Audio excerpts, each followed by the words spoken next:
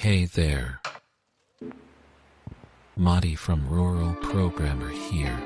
Today we're going to take a look at one of the most popular programming languages in the world, Python. But before we dive into the details, let's first take a look at the history of this amazing language. Our story begins in the late 1980s when a Dutch programmer named Guido van Rossum was working at the National Research Institute for Mathematics and Computer Science in the Netherlands. Guido had been working on a new programming language that he called Python, named after the British comedy troupe Monty Python. Why Monty Python, you ask?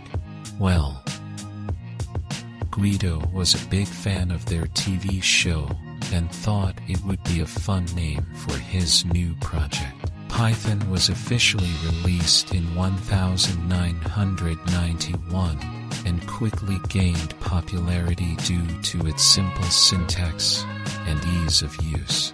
It became especially popular among beginners and those looking to quickly prototype their ideas. In the early 2000s, Python gained even more momentum as it became the go-to language for scientific computing, data analysis, and machine learning. Fast forward to today, and Python has become one of the most popular programming languages in the world. It's used by everyone from web developers to data scientists to game developers.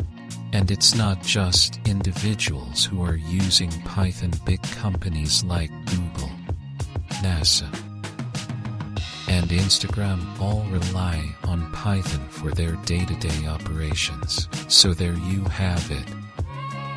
The history of Python in a nutshell. From its humble beginnings as a side project of a Monty Python fan to its current status as a ubiquitous programming language, Python has come a long way, and who knows where it will go next. Thanks for watching, and stay tuned for more videos from RuralProgrammer.